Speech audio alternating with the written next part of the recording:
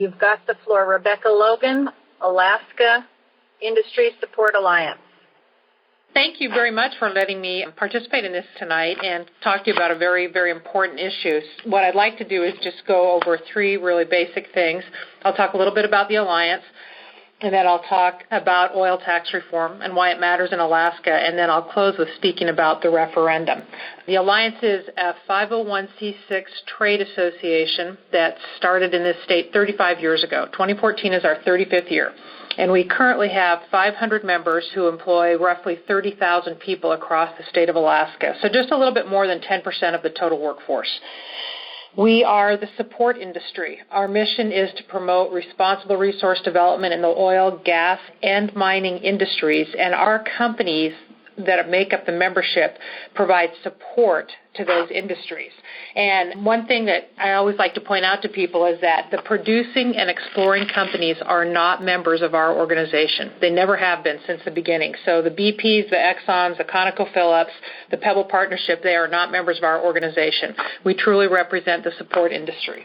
And we have a very diverse membership. We have members all over the state. We have a chapter in Fairbanks. We have a chapter in Kenai. We have most of the hotels in the state are members. All of the banks are members. Of course, we have the traditional drilling contractors and engineers and architects, but we've just got a really wide variety of members because pretty much anybody in the state of Alaska recognizes that they're in the support industry for oil, gas, or mining. We were originally formed to act as advocates between the support industry and the producing companies, and that's still one of our main focuses, being the voice for our members to the producing and exploring companies, and then also being advocates for the support industry here at the state level in Juneau and then also in D.C. At the federal level. In fact, I'm heading to D.C. at 3:30 this morning to do some work there. So that's a little bit about the Alliance. Now let me just talk a little bit about the issue of oil tax reform. You can get all kinds of information almost anywhere in the state right now on this issue, and people have made this a very, very complicated issue, and it doesn't need to be.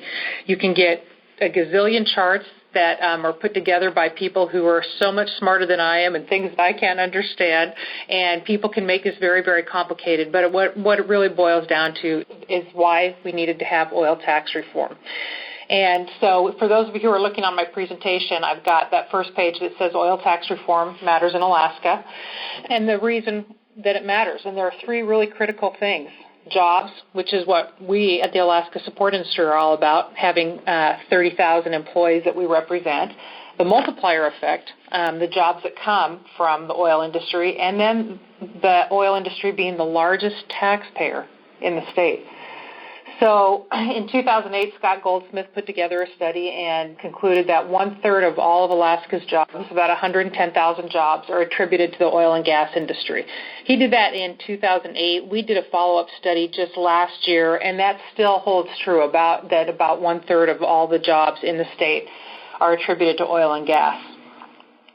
So for the multiplier effect is that for each new oil industry job, there are 9 additional jobs that are generated. And in terms of payroll, just from our membership, that works out for our membership to be about $2 billion in payroll every year that goes into the economy just from the oil and gas industry, not including the mining. And the total economic activity that's generated by all of that is about $6.5 billion. But finally, and most important of all, is oil pays the taxes. There really are only 3 taxpayers in the state of Alaska. 90%, about 90% of the unrestricted general fund, which is the state's contribution to our budget, comes from oil taxes. It's even higher this year. In fact, last year I think it was 92%, and this year it's predicted to be about 94%. So what that means is that about $6 billion comes from oil taxes for our budget. The next closest taxpayer are alcohol and cigarette taxes, and their contribution is $150 million.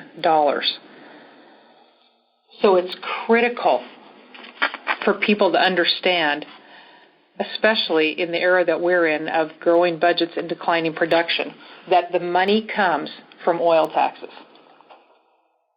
So SB 21, the oil tax legislation, was written to solve a problem, and that problem was declining production, which also means declining revenue to our general fund.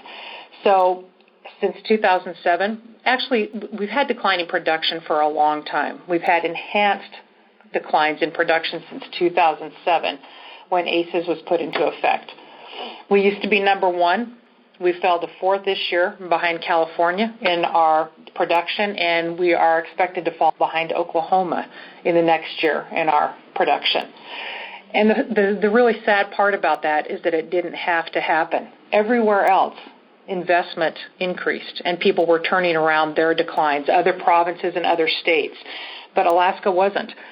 And when you look at the chart here on the screen, you can see that investment increased while we remained flat. The very, very small increases of investment that we've had on the North Slope, about 70% of that can be attributed to maintenance, not to anything that led to new production. And we've had 7 years of the current tax structure to know why we're there. And it absolutely is because our oil taxes were too high. We had a system that wasn't competitive. It did not draw in new investment. We didn't get new production. We didn't reverse our decline. We didn't have incentives for new production. We had very gracious incentives for exploration, and every consultant who testified before the legislature said to the state of Alaska, you guys have very generous, in fact, the most generous exploration credits in the world. And I think probably the best example of that is what's happening down in the Cook Inlet with Buccaneer. Buccaneer just announced at the end of last week that one of the wells that they were working on didn't produce what they thought it would, and they're capping off that well. It will not be used. Nothing will be produced from it, but they will be eligible under ACES to recoup about 90 cents on the dollar. So ACES, a critical flaw in ACES, was paying for exploration and not incentivizing production. And then we had the really high progressivity that took away the incentive for people to invest at the high end. So in 2013, SB 21 was designed to take care of that problem. And so the bill was designed to increase oil production and thereby create more jobs, and most importantly, to start creating more revenue. So the details on the bill, the two most important details are, number one, the progressivity. We eliminated the progressivity completely. And then to compensate for that, we actually increased the base tax rate. And that's not something you hear about very often. In ACES, the base tax rate was 25%. In SB 21, we raised that 10 percentage points, so that it's at 35%, and that offsets that elimination of progressivity. Another important part of this bill was getting rid of capital investment credits. There was a 20% tax credit for investment on the North Slope, and that included maintenance. So again, similar to the exploration credits, we were incentivizing people to do things that didn't lead to new production. And perhaps the best example of that is rebuilding of an airport for $170 million on the North Slope that didn't do anything to stem the decline or lead to new production. SB 21 added a per-barrel tax credit that actually now links a company's tax reduction to their production. And this is something that you hear the people who really dislike SB 21 say is no reduction without production, and they've said that for a long time. And this bill absolutely does that. It ties the company's per-barrel credit to their production. SB 21 added another new incentive so that any new oil and new projects coming in are eligible for another 20%. And it also extended tax credits for some of the smaller oil companies. And then one of the really unique features of SB 21 is that it added a service industry credit. And that credit is for Alaskan companies who support oil and gas development. And that credit allows any Alaska corporation who is manufacturing or modifying equipment in the state of Alaska that's used in the exploration, development, or production of oil and gas to take a 10% write-off every year up until $10 million.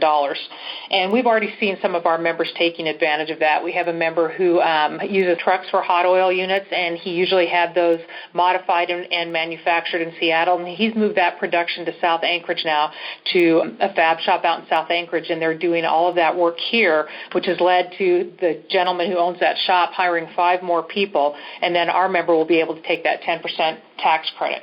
So that's what SB 21 did. So why are we here then?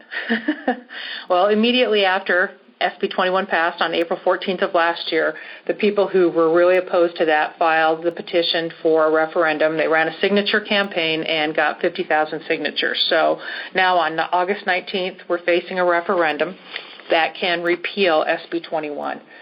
So SB 21 just went into effect on January 1st of this year. So it passed in April of last year, but it didn't start until January 1st, so it's just been in play for 2 full months. The referendum that will be held on August 19th, if people vote to repeal SB 21, then the bill will be repealed 30 days after the date of the election, so that would be on September 19th. If people vote to maintain SB 21, then I'll take a big sigh and crack open a bottle of champagne. But there are 4 other initiatives on that referendum. And so it's making that referendum look more like a general election. We'll have what I call the 4 Ps on there. We have pot, pebble, pay, and production. So we have legalizing marijuana. We have the minimum wage initiative, the Bristol Bay Forever initiative, and then we have the SB 21 referendum. So it's a very, very busy ballot. And I'm not sure yet, though we're doing some analysis now, how that impacts this primary. Typically the turnout on a primary is about 25%, and we're thinking that with all of these things on there, we might be looking at more 35 to 40%. But I guess the critical thing for people to think about is whether or not they want to go back to where we were. So SB 21 is meant to solve the problem of declining production, also what you could call declining revenue. But the state has another significant problem, and that's their budgets. And I know you've had Brad Keithley on the call to talk about sustainable budgets. So we have a budget problem because we have our budgets growing like crazy, and we have a revenue problem because our revenue is shrinking. And if we were to repeal SB 21 on August 19th, we go back to where we were. And that means we go back to ACEs. And that means an even bigger revenue shortfall. The $2 billion projected revenue drop for FY 2015 would have occurred even if his ACEs had been left in place. But the new dynamic that you can add to that is lower oil prices. At the lower oil prices that we're at right now, SB 21 actually brings in more revenue because it has that 35% base tax rate than ACEs would. So if we go back to ACEs, in addition to all of the other problems that legislation had, we're going to see a significant increase in our budget shortfalls. So that's pretty much the basic information about oil tax reform and the referendum, and I'll stop there and answer questions. Okay, great. One thing I wanted to let you know is we had a teleconference. We'd had Brad Keithley, and then we also had Chad Hutchison talk about going back to ACEs. Yes, Chad's very good about that. Yep, he talked about how the government take, if we go back to ACEs, is 70% or $22. The industry makes $22 on a $110 barrel of oil. Did I get those numbers straight? That could be, but I think that's a floating figure, and so I try to stay away from quoting anything really hard like that because it depends on a lot of different things. When the original assessments were being done on the cost of SB 21 last year, the expenses for maintenance and production on the North Slope were lower than what they are now. So right now we have higher expenses, and so I think that's a figure that moves around. Okay. All right. Now, there was a question when this passed, and this is kind of getting into the politics of it a little bit, that there were a couple of votes that people felt, I'm not sure where this comes from, but it's that people felt there was one legislator that should have recused himself. Are you familiar with that argument? Oh, yeah, absolutely. There are two, because Senator Kevin Meyer and Senator Peter Micciche both work for ConocoPhillips. Presently, while they're in the legislature. Yes. Okay. Should they have recused themselves, or? I don't think so. I think every legislator who's down there has a conflict of interest in some way, and we elect people who are competent and ask them to do a job. And the biggest job that had to be done with SB 21 was really understanding a lot of the very detailed information that was presented about the worldwide oil and gas industry. And both of those gentlemen are very knowledgeable about that. Senator Machicki is considered to be incredibly knowledgeable around this country about the LNG issue. So I don't think that's a conflict of interest. Okay, in other words, it just depends on who's looking at it. I think people are still concerned in Alaska about, in the past, we've had some cronyism going on in the state around oil and gas, so I think that's a concern for people, and I know for certain it's a talking point for those that are in support of the referendum. And so it's just something that we could use some more information on, I would think. Their constituents elect them. Senator Meyer gets elected every single time. Mm-hmm. And Senator Machicki beat a Republican in the primary. And so, again, their constituents elect them. Mm-hmm. And this year, right, in the election in 2012, people knew that oil taxes was going to be the number one issue the legislature dealt with, and their constituents still elected them. Okay. Mm-hmm. All right. I don't want to hog the floor, so please, if you're on the call and you have questions, please bring questions now. Yeah, this is James Squires in Delta Junction, and my question is just, I guess, for you to reiterate what you said, that if oil prices go down next year, and if we went back to the ACEs, that we would still be short this $2 billion in the budget, because it seemed like on the news miner and all over the news they were saying by going from ACEs to SB 100, it's a tax giveaway of $2 billion. Yeah, and that's just absolutely not accurate. If you look at the spring forecast from the Department of Revenue right now, their data shows that if SB 21 would have been in place, and you have to remember, we're on fiscal year, so the first 6 months of FY 2015 were under ACEs, and the second half will be under SB 21. But had SB 21 been in place, it would have only been a $250 million difference in revenue. And again, that's a fluctuating number because of oil prices, but looking at the oil prices that we have right now. But they were already predicting under ACEs a $1.6 billion shortfall for this year.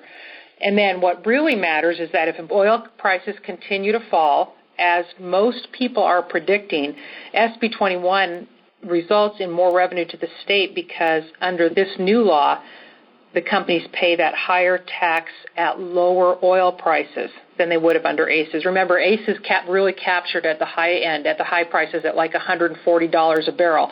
But at lower prices, under $100, which is where we've been and where we're headed, SB 21 captures more because of that higher base rate.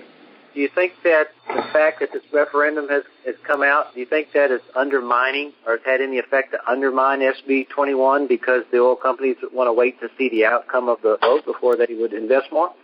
I don't sit in their boardrooms, so I don't know that. So what I can tell you is that they have made significant investments since SB 21, with BP probably being the leader there. They're going to increase their investment by $1 billion.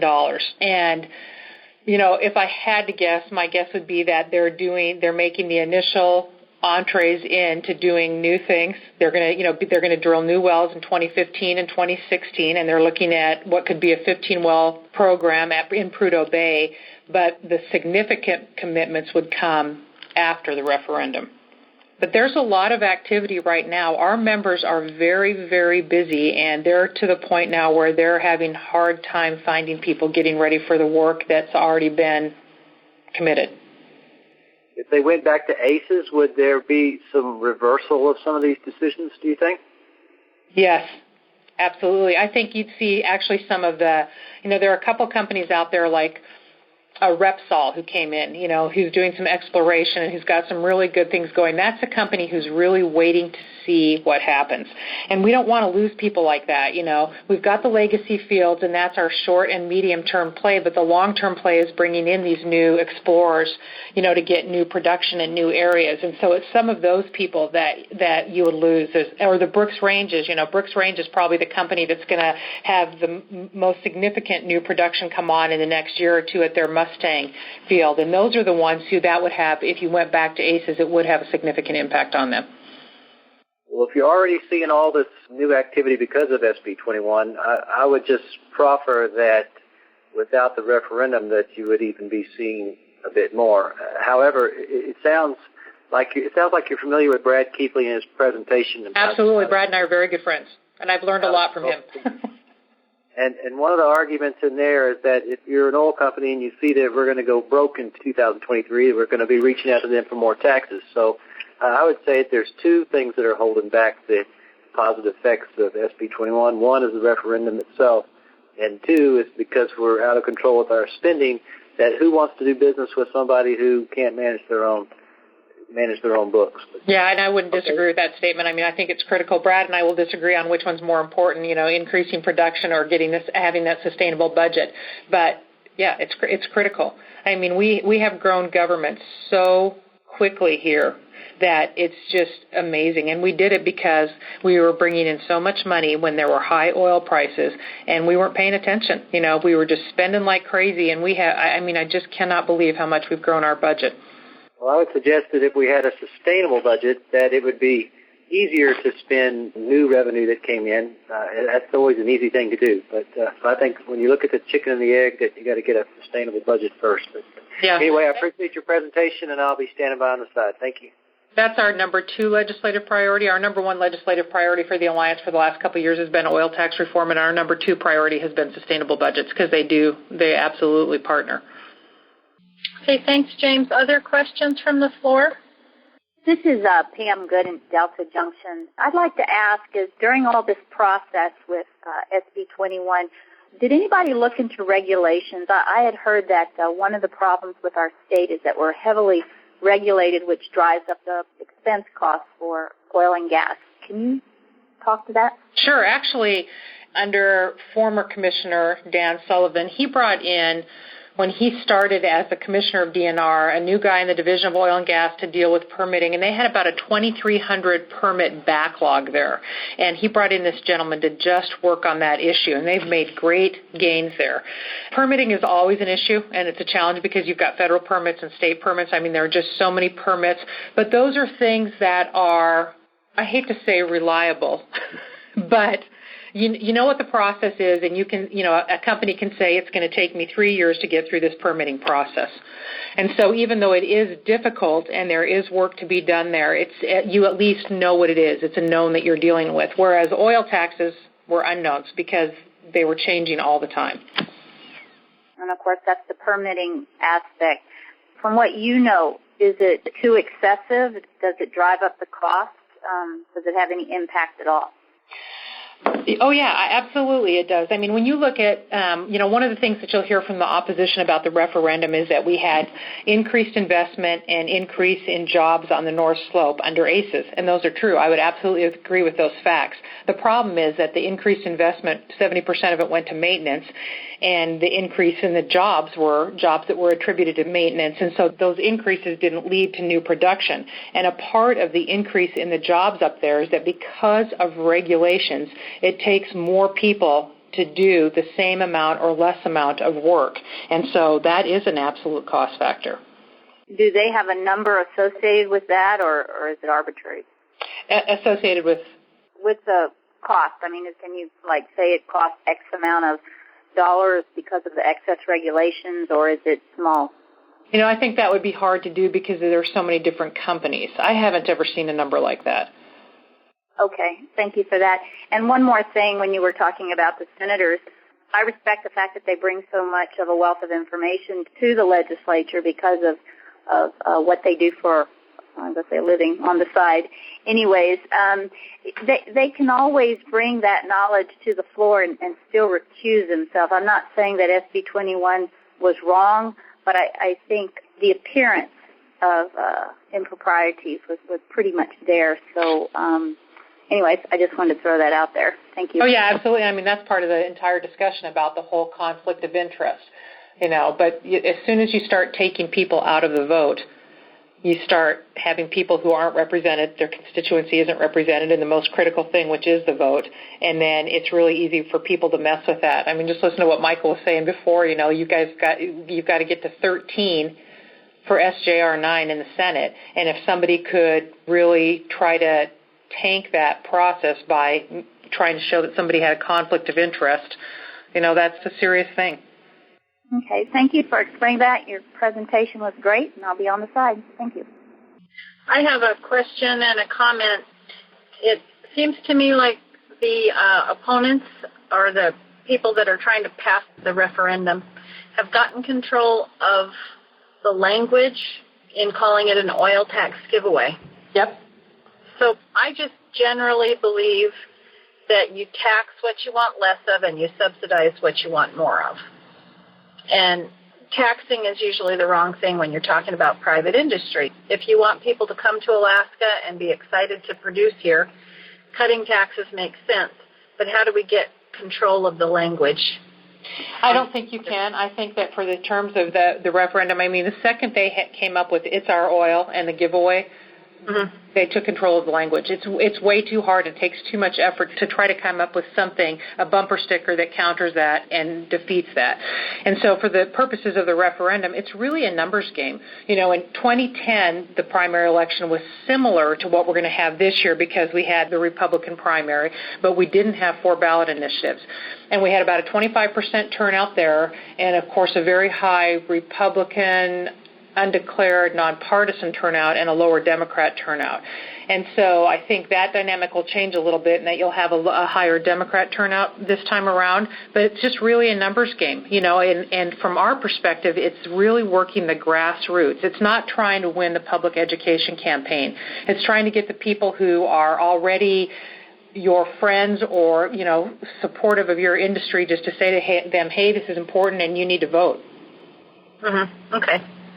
There are 38,000 registered Republicans who vote every year or every election in the general election, but not the primary.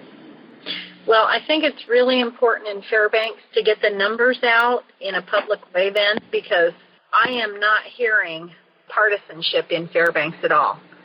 People that should be conservative and they might be Republican are still referring to it as a giveaway. So, if there's a way that we can really put some hard numbers to it, I'd be happy to help get the word out. And I thought I had seen community perspective and from you in the Fairbanks Daily News Miner fairly recently. Have you? I've written several for the News Miner, and we've got an LNG piece that's running up there right now. But there have been a couple people from the Vote No on One group who've had them in the News Miner in the last 2 or 3 weeks. Okay. All right. And I don't follow that paper because I don't trust it, but lots of people do. And the giveaway has even taken control of people who are generally pretty smart about economics. So that's just a warning for this part of the state.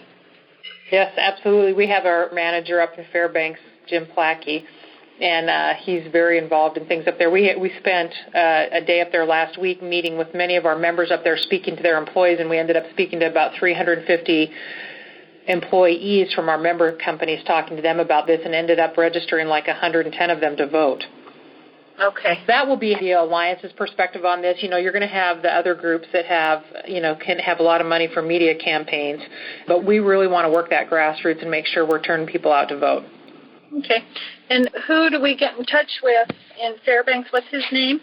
Jim Plackey is our manager up in Fairbanks. All of his contact information is on our website. Okay. And what's the website? AlaskaAlliance.com. Okay.